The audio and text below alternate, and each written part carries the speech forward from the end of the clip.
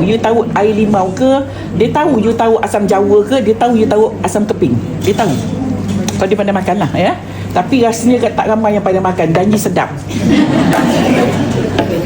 Nak sedap dia, satu, wangi.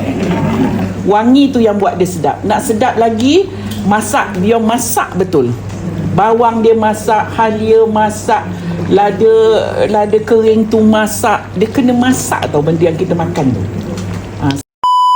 Assalamualaikum, hai semua viewers. Okey, hari ni Kak Zada nak share resepi lauk lemak masam manis. Okey, first kali kita panaskan minyak di kuali. Kita nak tumis bawang yang kita dah iris. Bawang besar ya. Kita masukkan daun limau. Okey, kita tumis sekejap sampai dia naik bau. Okey, sementara tu kita nak kisar. Okey, kalau perempuan dekat rumah, lada kering, you kisar sekali. Kak Zada sekarang ni lada kering saya ada dekat sini. Saya dah ada blend, jadi saya tak perlu kisar. Okey, kita nak kisar bawang besar, lengkuas, belacan, halia, bawang putih. Dan juga lada putih ni. Kalau ada yang serbuk, pakai diserbuk. Tapi bukan lada sulah tau ya. Lada sulah dia bau lain, lada putih dia bau lain, lada hitam dia bau lain. Okay, so kita nak masukkan yang kita blend ni tadi. Bawang besar, bawang putih, halia, lengkuas dan belacan. Untuk pengetahuan, yang masak kat rumah, kita tak pakai daun limau nipis. Kita tak pakai daun limau kasturi. Tak ada orang masak pakai daun limau kasturi. Tak ada orang masak pakai daun limau nipis. Daun limau purut yang macam nombor 8 tu, yang bersambung. Daun itu untuk kita masak supaya dia keluar bau wangi. Kalau daun limau nipis, dia selai-selai. Daun tu dia kurang bau. Okay, kita tumis sampai garing ya, sampai naik bau. Okey, saya masuk lada. Kalau puan dekat rumah, you blend tadi, masuk sekali tumis. Kalau you blend, you letak air yang banyak, you kena tumis lama sikit. Ya. Okey, kita masukkan lada. Kalau puan di rumah, tak payahlah sekali arung blend dengan bawang tadi. Kita tumis sekejap lagi. Dia dah timbul-timbul semua minyaknya. Ni, ya. Okey. Alright, saya nak masukkan rempah. Kak Zada bila saya nak masuk je rempah, saya automatik tangan kiri ni saya kecilkan api. So minyak tu tidak terlalu panas waktu kita masuk. Sebab rempah ni kita tidak bancuh air.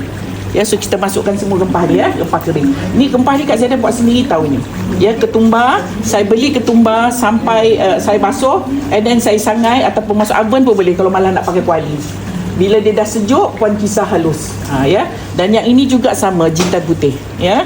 Kalau you beli dah siap pun boleh juga. Cuma dah siap tu kita takut ada campuran benda lain. Jadi nanti dia kuranglah pure. Okay, kita dah masuk rempah, kita tumis. Rempah ni tadi ketumbar dan jintan putih. Okey, kita tumis sekejap sampai dia naik bau. Okey, saya nak masukkan sikit air. Air lebihan daripada blender ni tadi. Kita masukkan air supaya rempah tu tadi kembang dan masak. Okey, Kak Zara masukkan air lagi. Kita masuk 3 kali proses. Kalau setiap kali you masak ada rempah dalam you punya lauk, you kena tumis dan you kena masuk air 3 kali. Then your lauk jadi sedap. Okey, so ni dah cantik. Kak Zara nak masuk sos tiram.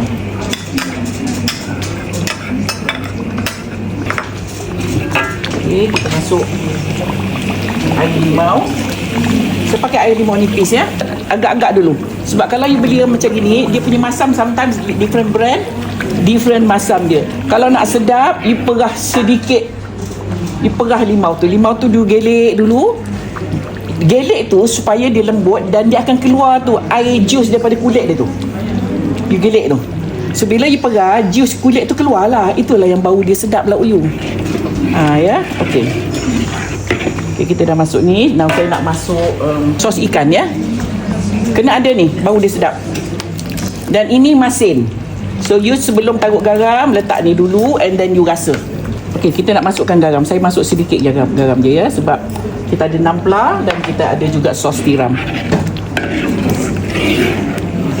Semua dah masuk. Now kita nak masuk ayam. Goreng dulu, tak ada masalah. You can masak ayam mentah. Tetapi dia akan jadi lama sedikit. Air kena lebih. Supaya dia tak boleh masak macam ni tau puan. Kalau you makan ayam mentah, dia tak boleh masak macam ni. Dia kena berendam baru ayam tu masak. Kalau tak puan, ayam tu tak masak. Kadang-kadang you goreng ayam goreng ayam pun sometimes ayam tu dalam tak masak. Ya. Pula-pula ayam keluar daripada freezer. Okey, nampak ni. Kita balik-balik sebentar. Saya dah besarkan api. Kita nak masukkan santan. Santan, ada orang tak suka makan santan. Tak payah letak pun tak apa. Kalau tak suka makan santan, ada orang tak boleh ya. Dia satu ni lebih kurang 100 gram. Yes. Saya tak tahu, saya memang masih old school. Saya masih lagi tumis macam ni. Saya memang tak pandai pun. Dia macam tak datang lah rasa dia. Dia macam tak sampai tau. Pandai-pandai je Zaidah ni. Okey, kita nak masuk cili. Tak ada. Hari ni lauk tak payah serai. Semalam saya dah masak ke serai kemarin. Kita masukkan cili. Kalau dah you hari ni semalam you masak letak serai, lemak cili padi letak serai, hari ni you masak lauk ni you letak serai, dia dah ada bau serai tau. So hari ni jangan letak bau serai. Jadi lauk tu lain lah sikit. Itulah beza dia. Okey. Lauk ni dia masam manis. Manis bukan dari gula. Ya, tapi kalau you rasa nak makan manis, silakan, tak ada masalah. Lauk kita dah masak. Alhamdulillah, dah pun siap resipi kita hari ini, iaitu lauk lemak masam manis buat tetamu Kak Zaidah.